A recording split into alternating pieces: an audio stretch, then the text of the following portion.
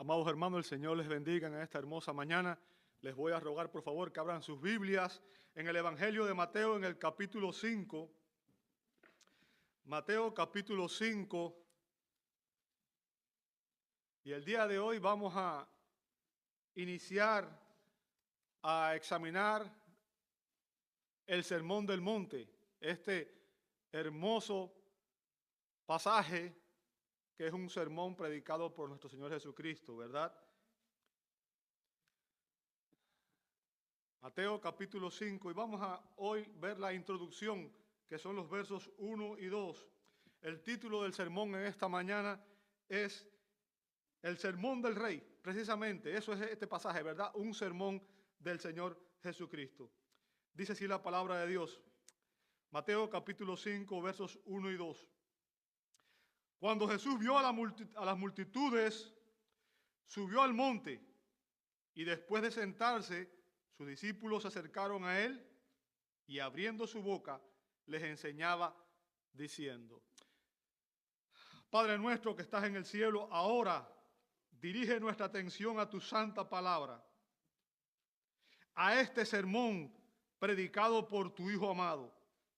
Y te pedimos, Señor, que nos ilumines con tu Santo Espíritu para entender las cosas que nos has revelado, Señor. Que estés obrando por tu Espíritu tanto en el acto de predicar como en el acto de escuchar, para que cuando salgamos de aquí sepamos que nos hemos reunido contigo, el Dios vivo, mediante tu palabra viva. Sabemos, Señor, que tu palabra es una espada de dos filos que divide los pensamientos y aún las intenciones de nuestros corazones. Y pedimos, Señor, que esa cirugía divina, sobrenatural, ocurra en cada uno de nuestros corazones para que podamos ver la verdad. Y sabemos que cuando eso sucede hay convicción de pecado, justicia y juicio. Pero también sabemos que somos edificados y santificados a través del poder de tu palabra. Señor, santifícanos y confórmanos cada día más a la imagen de tu Hijo amado. Señor, solo a ti damos la alabanza, el honor y la gloria, porque sabemos que nada de importancia eterna sucede en nuestras vidas, a menos que seas tú quien lo hagas. Así que pedimos estas cosas en el nombre que es sobre todo nombre, en el nombre de nuestro gran Dios y Salvador Jesucristo, y te damos gloria. Amén, amén y amén. Muchas gracias a todos, hermanos. Pueden ocupar sus asientos.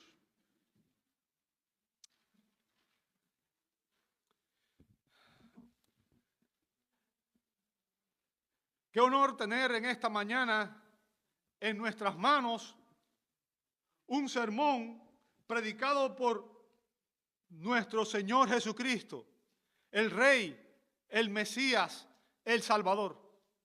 Qué honor poder escuchar un mensaje de nuestro Dios, de los labios de nuestro Señor, ¿verdad? Y obviamente cada palabra del Señor tiene un valor incalculable para los cristianos. Cada palabra del Señor es valiosa, es preciosa para los hijos de Dios. Fue el gran teólogo Agustín de Hipona el primero que llamó a este sermón el Sermón del Monte. Y déjeme decirle, este es uno de los sermones más importantes para los creyentes. ¿Ok?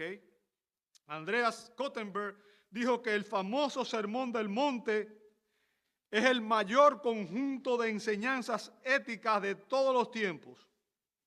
Uno que verdaderamente ha moldeado la civilización occidental. Constituye el primero de los 5 discursos del Evangelio de Mateo que contienen las enseñanzas de Jesús sobre el reino.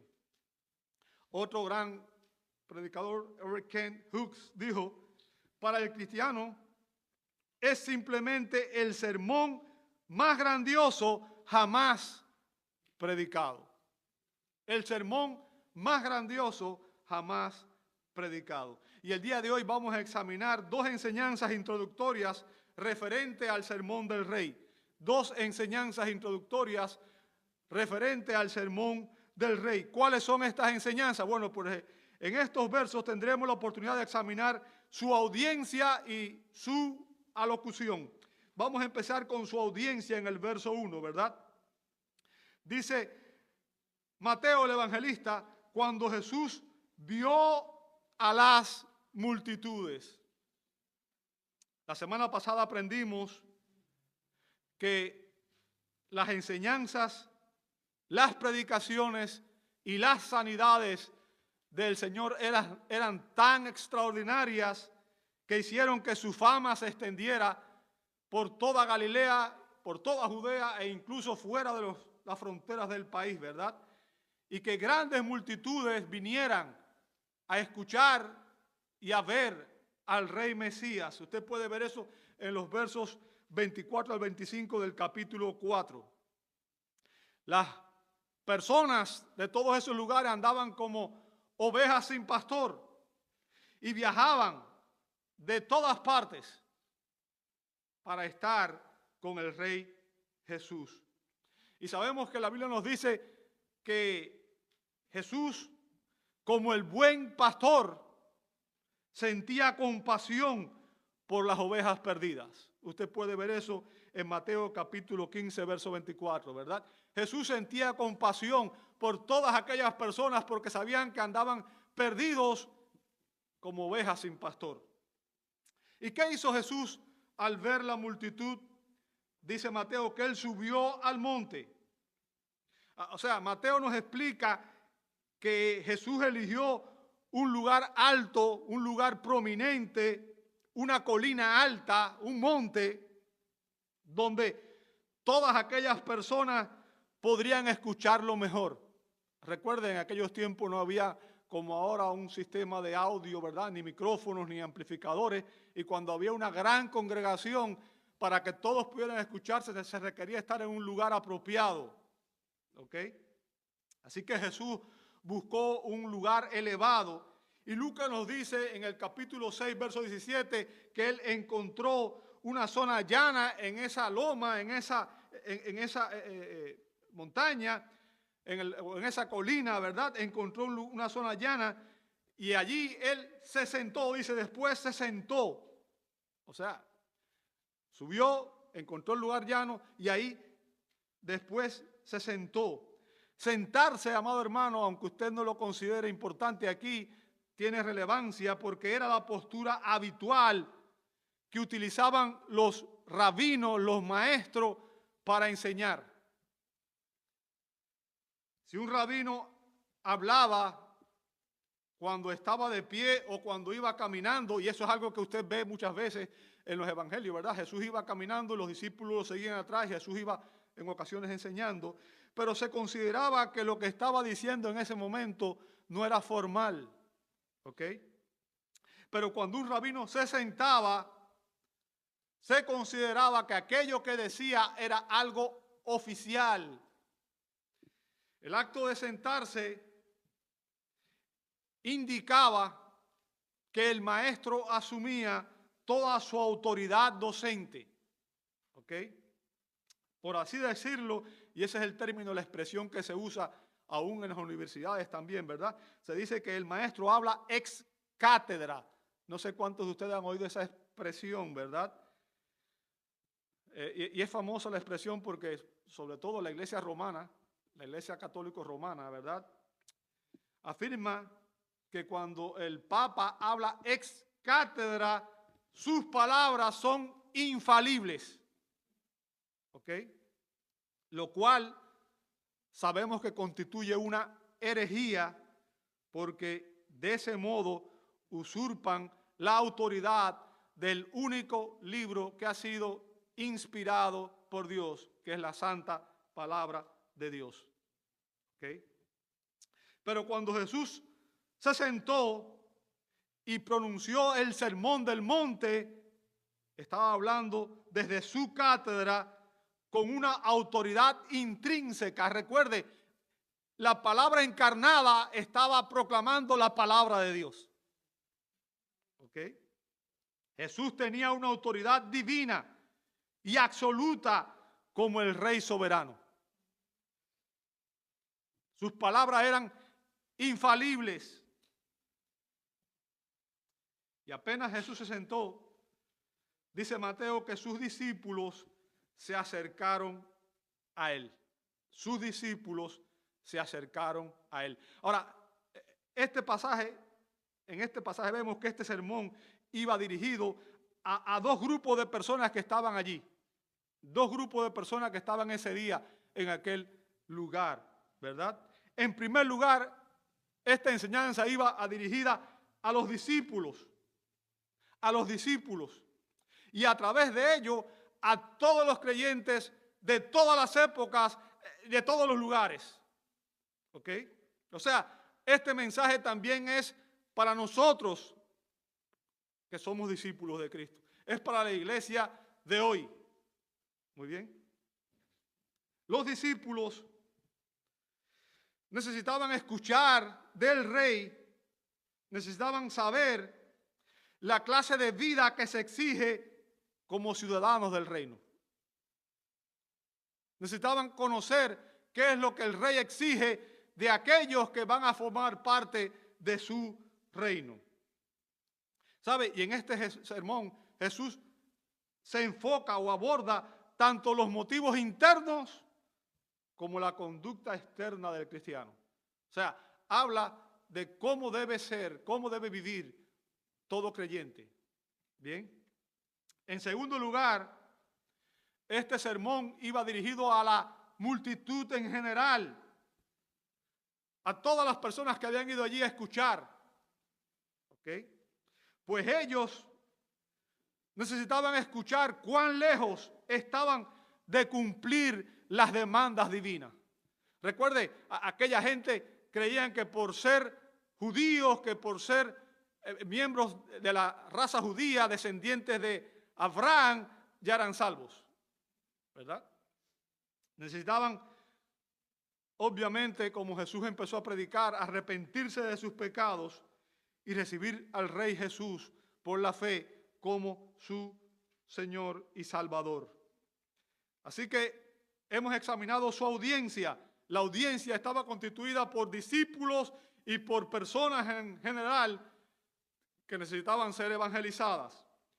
En segundo lugar, vamos a analizar su alocución. Y cuando me refiero a alocución, me refiero a que aquí Jesús empieza un sermón, una predicación, ¿verdad? Dice el verso 2, y abriendo su boca les enseñaba diciendo. ¿Sabe? Abriendo su boca. Mateo utiliza aquí una expresión coloquial para enfatizar que este era un mensaje especialmente solemne e importante. O sea, cuando se está predicando, el mensaje es de suma importancia. Estamos proclamando la palabra de Dios. Un mensaje del rey a sus súbditos. ¿Ok? El predicador más grande que jamás ha vivido predicó este precioso sermón que vamos a empezar a examinar nosotros el día de hoy. Y Mateo nos dice, amado hermano, que cuando las personas escucharon el sermón, dice al final del capítulo 7, versos 28 y 29, que cuando Jesús terminó estas palabras, las multitudes se admiraban de su enseñanza porque les enseñaba como uno que tiene autoridad. Como dije, el rey hablaba con su autoridad legítima. Jesús predicaba con la autoridad real. La palabra encarnada estaba proclamando la palabra de Dios, infalible, inerrante y suficiente para aquellos que lo siguen. Este sermón, si usted lo lee, se puede leer en unos pocos minutos, ¿cierto? No creo que tome más de 5 minutos leer este sermón que va del capítulo 5 al capítulo 7. Son apenas 3 capítulos y se pueden leer muy rápido. Sin embargo, no podemos suponer, amado hermano, que las multitudes que habían venido de lugares incluso distantes, de lejos, a escuchar a Jesús predicar, Él simplemente les predicara por una cuestión de unos 15, 20 minutos, ¿verdad? ¿Sabe qué es la clase de sermón que mayormente se escucha hoy? Se dice que las personas, el promedio habitual de un sermón debe ser de unos 30 minutos. Es lo que dice mucha gente. ¿Sabe? Esa es la concepción moderna en una sociedad y una cultura que ha confundido las cosas. ¿Sabe que Jesús predicaba por horas? Y que en una ocasión empezó a predicar y estuvo 3 días enseñando.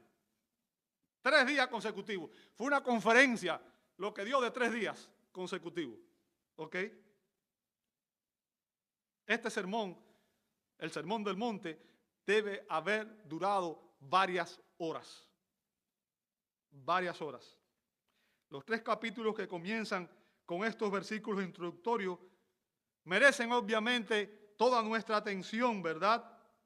No hay duda que este sermón, el Sermón del Monte, es el más famoso sermón jamás predicado y es también el que más mal ha sido interpretado. O sea, existen muchas falsas interpretaciones referentes a este sermón. Y para empezar tenemos algunas preguntas que hacernos, preguntas importantes que debemos hacernos cuando leemos el Sermón del Monte. ¿Cuál es el propósito del sermón? ¿Cuál es el propósito por el cual Jesús predicó este sermón? ¿Qué pretendía Jesús que sus oyentes hicieran con sus enseñanzas? Y déjeme decirle, existe mucho debate sobre este tema. Si usted lee los comentarios, se podrá dar cuenta de cuánto desacuerdo existe entre los autores referente a esta cuestión. Y obviamente no voy a perder mi tiempo diciéndole todas las diferentes teorías, pero les voy a decir algunas cosas que se enseñan que obviamente no son reales para que usted tenga una idea de cuántas cosas obviamente han usado las personas equivocadamente con relación a este sermón para enseñar doctrinas equivocadas. ¿Sabe? Algunos afirman que en este sermón Jesús enseñó que los verdaderos seguidores deben vivir a un nivel de rectitud superior al de los cristianos comunes. ¿Ok? Y esta perspectiva se desarrolló durante la época medieval y afirma que existen 2 estándares. Un estándar más alto para los discípulos, lo que ellos llaman el clero, ¿verdad? Y otro para los laicos o para los que no son parte del clero. Bien. Ahora, déjame decirte, en los tiempos recientes también ha habido una división, una dicotomía. Algunos dicen que existe una división y que hay personas en la iglesia que son creyentes y otros que son discípulos. Y que el creyente es solamente aquel que ha aceptado, y estoy usando la terminología que ellos emplean, ¿verdad? Porque el término correcto es recibir a Cristo por la fe, no es aceptar a Cristo. Pero ellos dicen que han aceptado a Cristo y han hecho de Cristo su Salvador, pero no han hecho de Cristo su Señor. No reconocen el señorío de Cristo. Pero déjame decirte, esa enseñanza es errónea, es blasfema. Porque Jesús no va a ser Salvador de nadie de quien no sea Señor. Para ser salvo, tienes que confesar con tu boca que Jesús es el Señor de tu vida y de mi vida. Toda persona que está en Cristo es un discípulo de Cristo. Todo creyente genuino es un discípulo de Cristo. No existen 2 estándares. Jesús en este sermón no enseña 2 estándares diferentes para los cristianos. ¿Entendió eso? Esa división no existe en estas enseñanzas. Otros aseguran que el sermón funciona como la ley del Antiguo Testamento, que obliga a las personas a reconocer su pecaminosidad e impotencia de obedecer. Pero tenemos que entender que Jesús no solamente está enseñando aquí normas éticas, sino que Jesús, como Rey y como Salvador, transforma nuestros corazones, nos da una nueva vida para que nosotros tengamos la capacidad de cumplir sus demandas. Un creyente, un cristiano, un discípulo de Cristo es un pecador que ha sido regenerado y en el cual el Espíritu de Dios habita y por lo tanto tiene la capacidad de obedecer la palabra de Dios. Y este sermón nos enseña a usted y a mí como creyentes, como discípulos de Cristo, cómo debemos vivir como pueblo de Dios, cómo debe vivir todos aquellos que dicen que son partes del reino de Dios.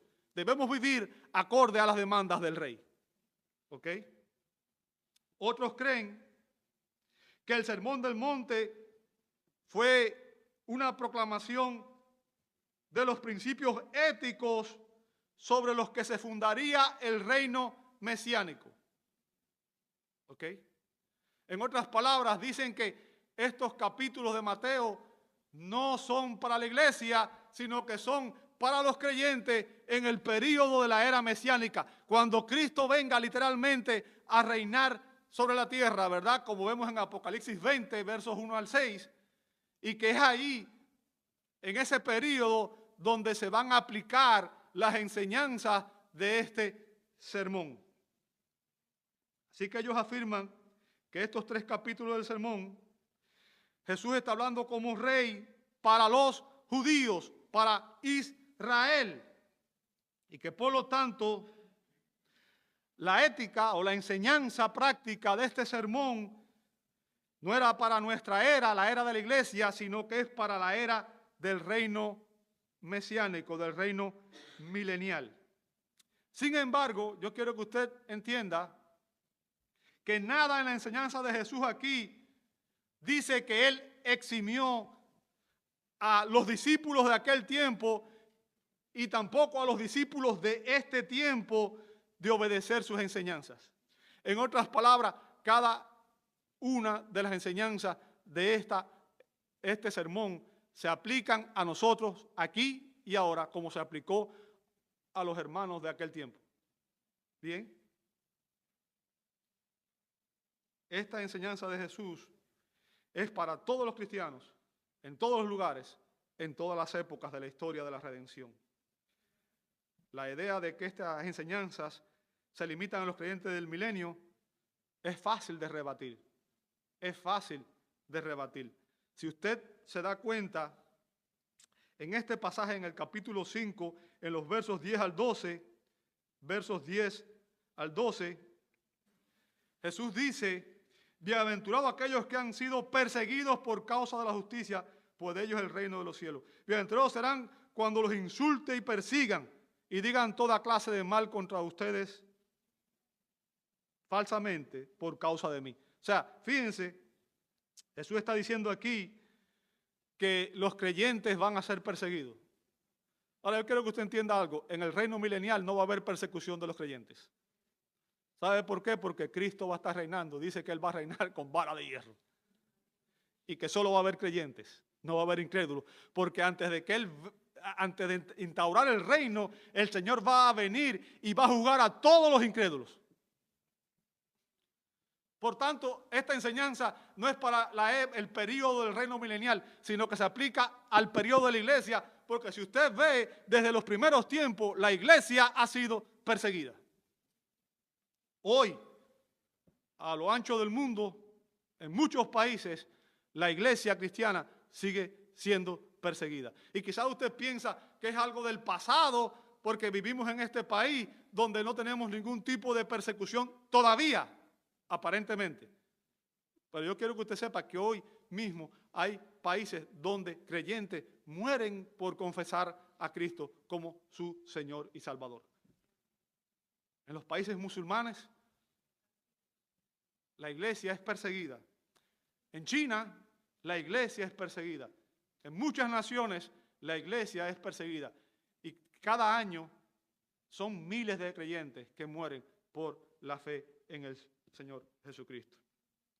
Ahora, hay otro grupo de personas, los liberales, que han intentado utilizar la ética de este sermón como un mandato para que la iglesia introduzca el reino de Dios mediante reformas sociales. Mediante reformas sociales. Es lo que se conoce como el evangelio social. Y déjenme decirle, esa ha sido una corriente muy fuerte en los últimos tiempos, que ha dividido a muchas iglesias, que ha dividido incluso convenciones.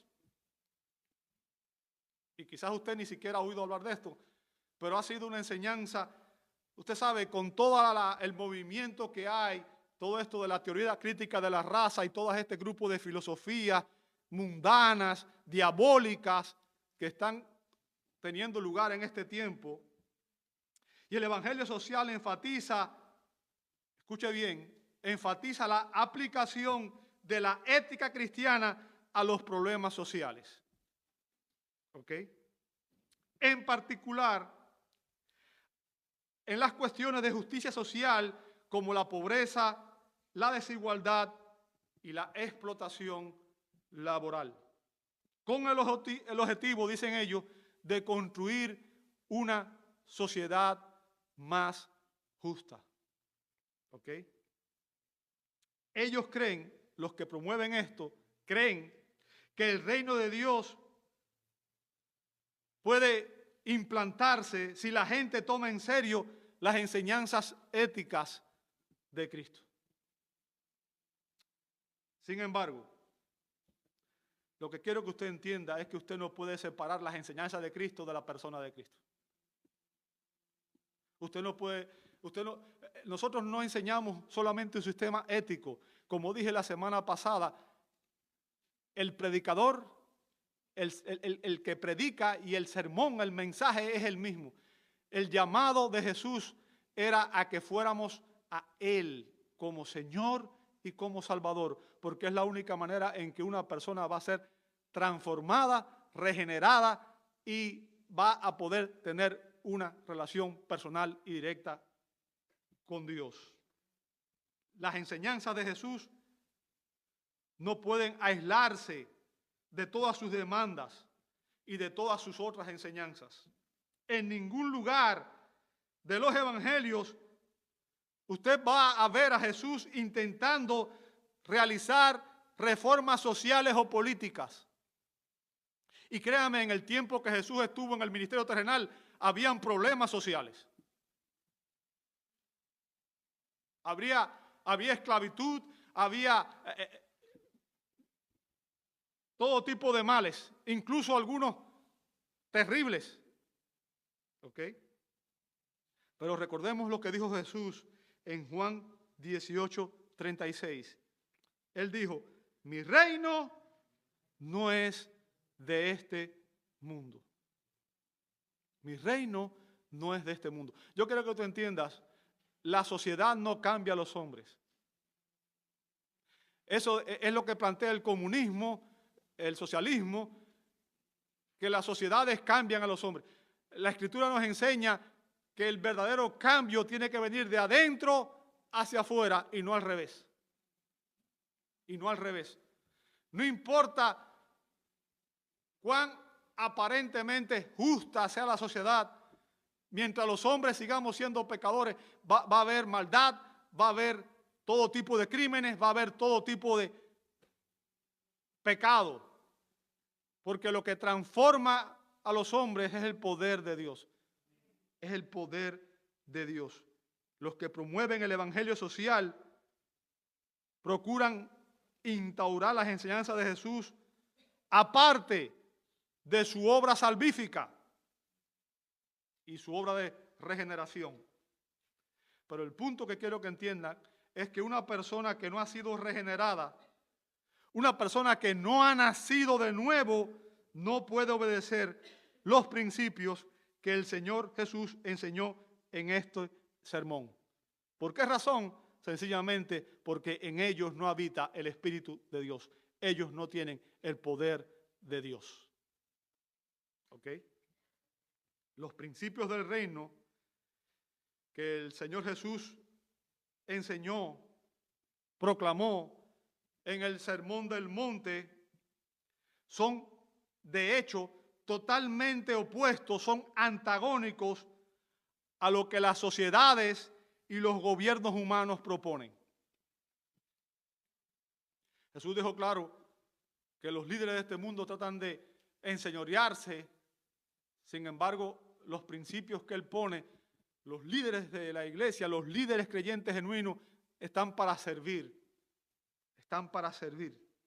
Y como explica el doctor John MacArthur, la idea clave del Sermón del Monte es que el mensaje y la obra del Rey son ante todo internas y no externas, espirituales y morales en lugar de físicas y políticas. Aquí no vemos reforma social o política. La preocupación de él radica en lo que los hombres son, porque lo que son determina lo que hacen. En otras palabras, lo que Dios pretende es cambiar a los pecadores, porque cambiando los pecadores cambia la sociedad.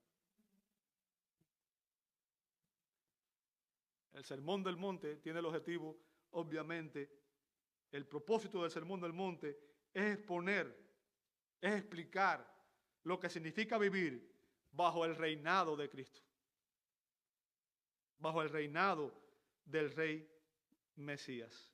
Y déjeme decirle, este sermón es una exposición magistral, como ninguna otra, de la ley, y es una confrontación directa, un ataque directo y frontal al legalismo. ¿Ok?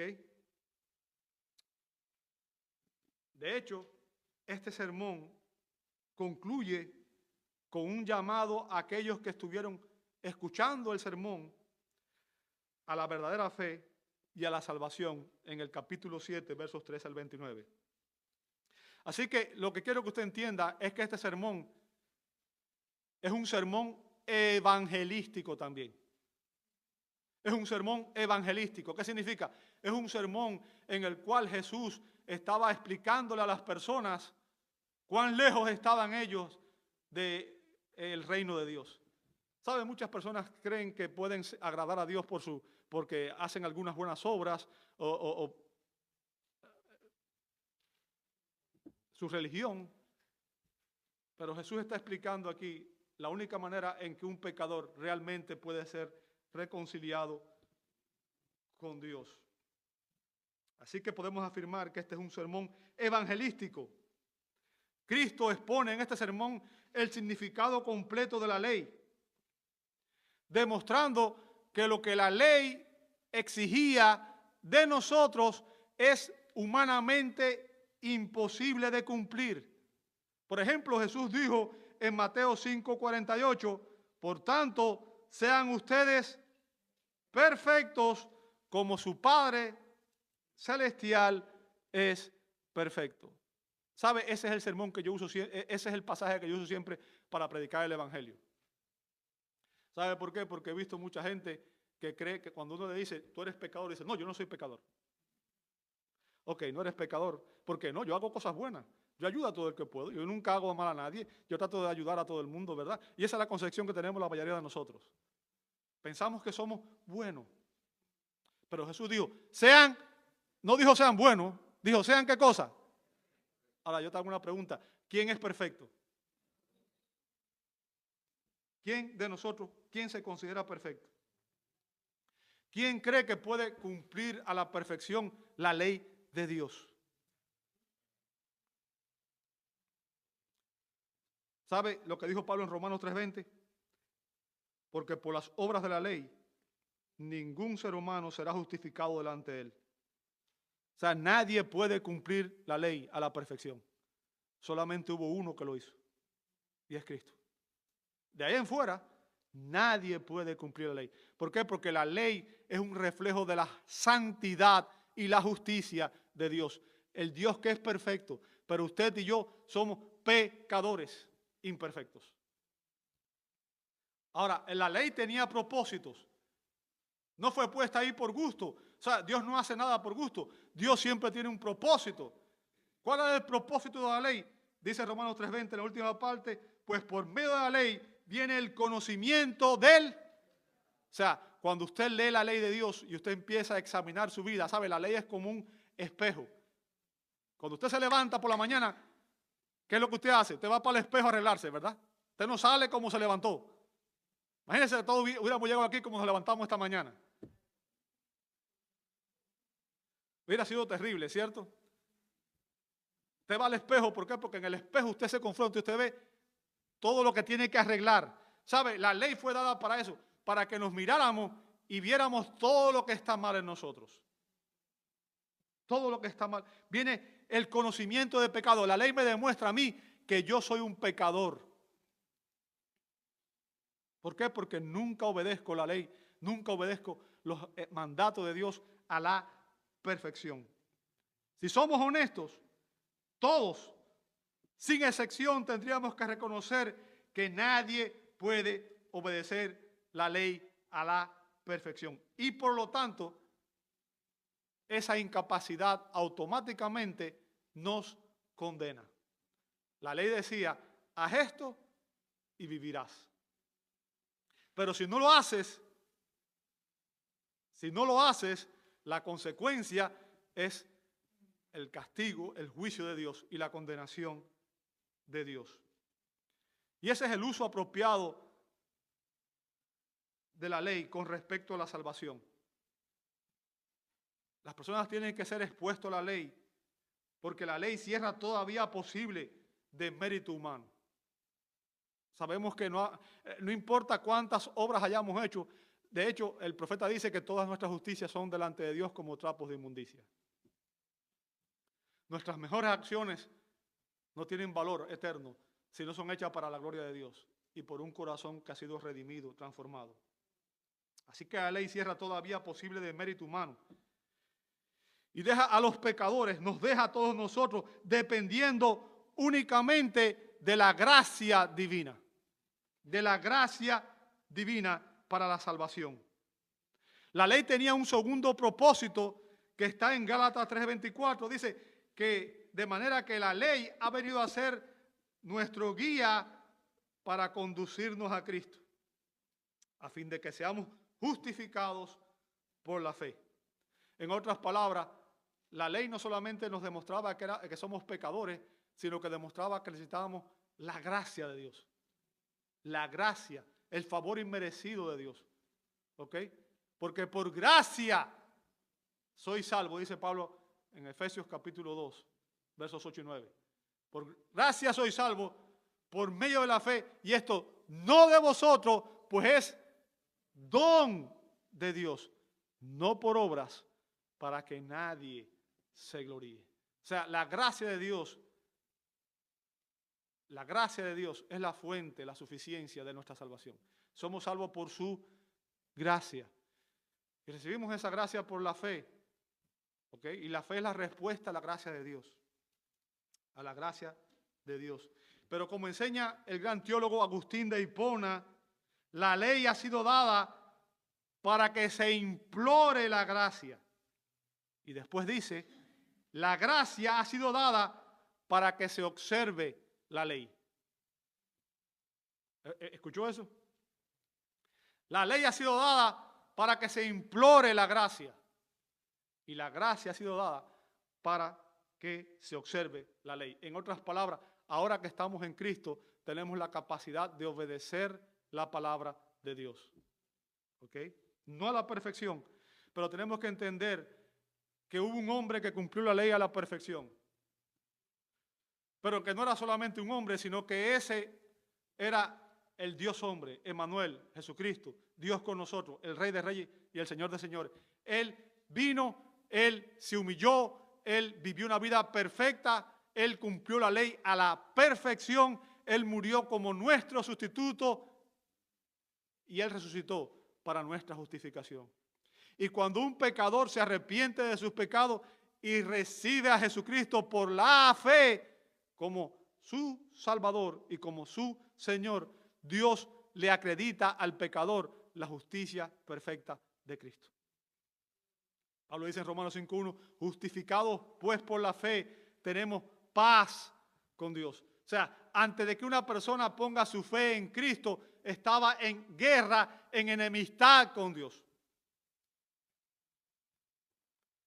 Toda persona que ha nacido en este mundo nace vivo físicamente, pero muerto espiritualmente. Y aunque usted no lo crea, usted estaba en guerra con Dios antes de estar en Cristo. Salmo 7:11 dice que Dios es juez justo y que Dios está airado con el pecador todos los días. Así que usted y yo éramos hijos de ira, lo mismo que los demás. ¿Ok? Jesucristo vino, vivió una vida perfecta y cuando un pecador se arrepiente, ahora Dios nos imputa, Dios nos acredita su perfecta justicia. Pero no solamente eso, sino que la Biblia dice que el Espíritu Santo de Dios, el Hijo y el Padre vienen a morar en el creyente. Somos el templo de Dios. ¿Sabe? En el Nuevo Testamento no hay templo. El templo era en el Antiguo Testamento. En el Nuevo Testamento no hay templo. Este no es nuestro templo. Este es un lugar, un edificio de reunión. Un edificio donde la iglesia se reúne a adorar. Pero el templo de Dios es usted y soy yo. Nosotros no venimos a la iglesia. Nosotros somos la iglesia. Todo aquel que está en Cristo es la iglesia. Y cuando usted se va de aquí, la iglesia está donde quiera que usted esté. ¿Ok? Jesucristo estableció un estándar en este sermón de justicia más alto del que los líderes judíos habían comprendido hasta entonces. ¿Por qué? Porque los judíos pensaban que ellos cumplían la ley. Ellos pensaban que ellos podían cumplir la ley. ¿Ok? Fíjense lo que él les dijo a los judíos, porque ellos pensaban que podían cumplir la ley. De hecho, si usted ve, Pablo dice en una ocasión que él antes de estar en Cristo pensaba que en cuanto a la ley, él era irreprensible. ¿Qué significa? Nadie podía acusarlo, que él cumplía la ley. Pero Jesús les dijo, Mateo 5:20, porque les digo a ustedes que si su justicia no supera a la de los escribas y los fariseos, no entrarán en el reino de Dios. O sea, esta gente pensaba que ellos iban a entrar al reino de Dios, que ellos cumplían la ley. Creían que eran justos.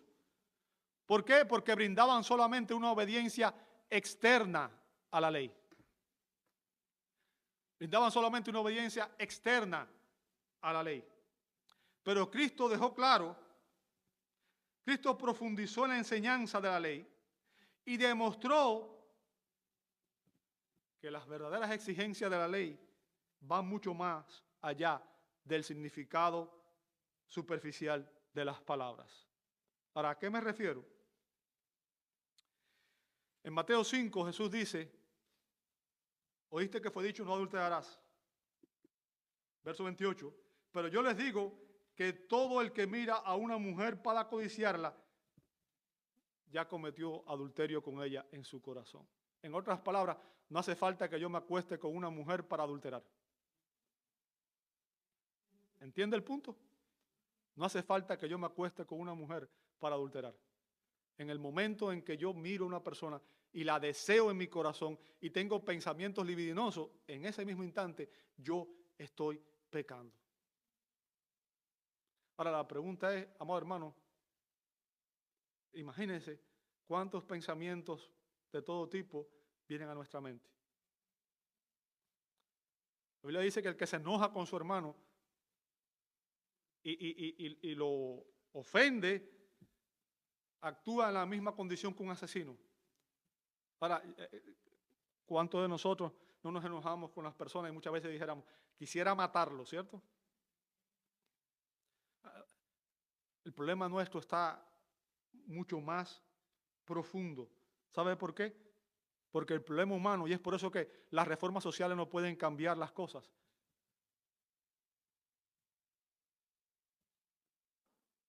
El problema humano más grave, el peor problema que usted y yo tenemos, amado hermano, no es la enfermedad que estamos sufriendo, no es el problema que tenemos en el trabajo, no es la suegra, no es la esposa, no es el vecino. El problema más grande que tiene todo ser humano es el pecado. ¿Y sabe dónde está el pecado? en nuestros corazones. Jesús dijo en Mateo 15:19, porque del corazón provienen malos pensamientos, homicidios, adulterio, fornicaciones, robo, falso testimonio y calumnias. Entonces, para resolver el problema, ¿dónde es que hay que resolverlo? Dios tiene que hacer una cirugía divina. Y Dios tiene que coger ese corazón de piedra, ese corazón pecaminoso, ese corazón rebelde, ese corazón que blasfema a Dios, y Dios tiene que regenerarlo, y Dios tiene que darnos un corazón de carne, un corazón sensible a su palabra, un corazón que esté dispuesto a someterse a Dios y que anhele vivir para la gloria de Dios. Dios demanda una justicia perfecta, una justicia que resulta imposible para todo pecador. Por tanto, el Sermón del Monte demuestra, en primer lugar, la absoluta necesidad que tiene el ser humano de un nuevo nacimiento. El que no nazca de nuevo no puede ver el reino de Dios. De eso se trata el Evangelio. De eso se trata la predicación. Todo ser humano necesita nacer de nuevo, necesita ser renacido por el Espíritu de Dios y por la palabra de Dios.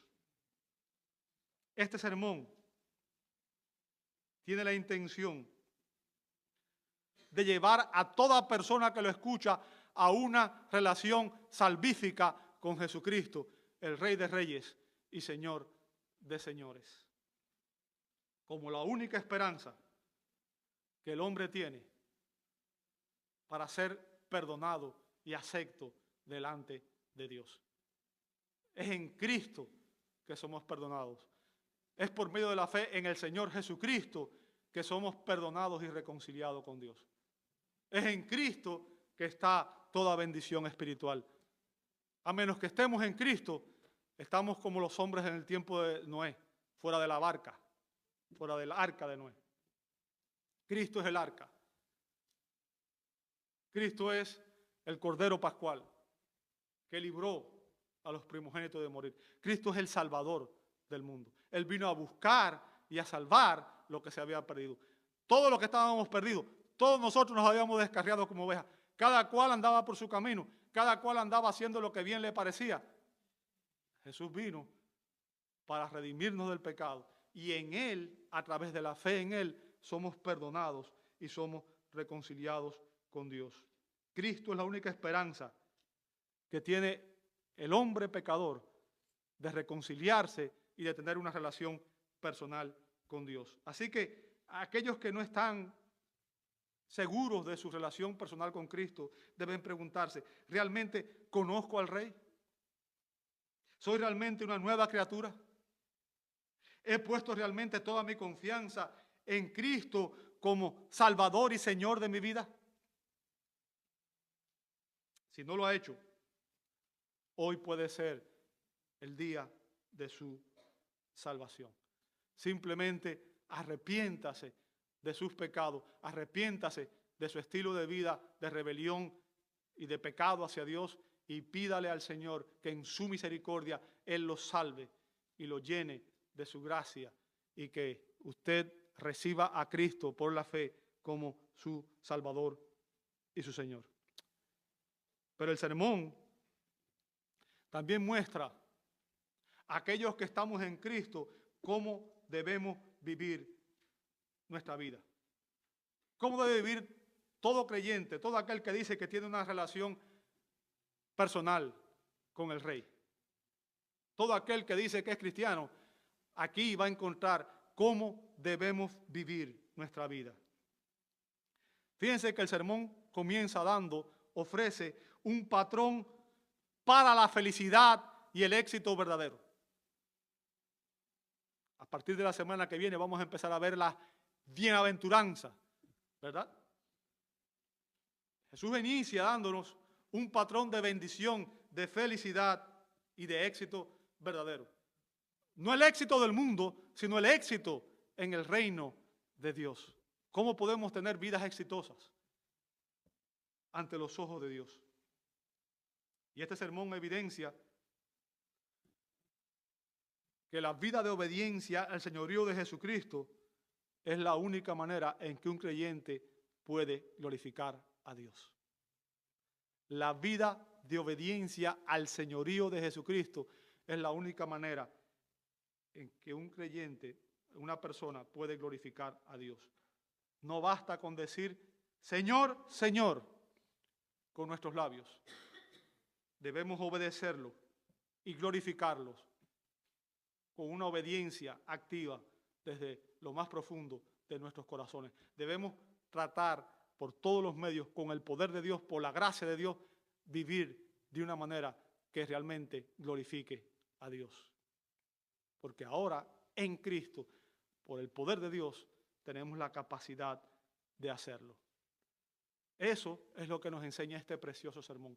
Amado, mi oración es que a partir de esta semana, a partir de la próxima semana, nosotros tengamos de alguna manera un encuentro directo y personal con el Señor. Que escuchemos su voz hablando a lo más profundo de nuestras almas. Y si no estamos en Cristo, sea el medio por el cual Cristo nos transforme y nos lleve a sus pies. Y los que estamos en Cristo nos ayude a crecer en la gracia, en el conocimiento de Cristo, y nos ayude y nos moldee para que seamos más como Él y menos como nosotros. Oremos, hermanos. Señor, te damos gracias por esta gloriosa porción de tu bendita palabra. Y sabemos, Señor, que toda la Escritura es inspirada, es infalible, es inerrante, es perfecta, es suficiente. Y que todos tus mandamientos, Señor, alumbran nuestros ojos. Señor, que tus preceptos son puros, que son dulces como la miel a nuestro paladar. Pero te damos gracias, Señor, por esta porción en la que podemos escuchar, Señor, tu voz. Tenemos un sermón que fue predicado por ti, por tu amado Hijo. Y pedimos, Señor, que uses esta enseñanza de una manera poderosa en la vida de esta iglesia, Señor. Que a través de estos mensajes traiga a muchas personas a la familia de la fe y a tu reino. A medida que juntos examinamos estos capítulos. Señor, que animes a aquellos que ya has salvado a reconocer las grandes diferencias que tú produces en nosotros. Padre, pero sobre todas las cosas, que anhelemos vivir lo que aprendemos. Que no seamos oidores olvidadizos, sino hacedores de tu palabra.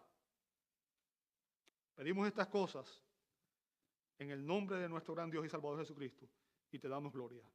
Amén, amén y amén. Dios le bendiga, hermano.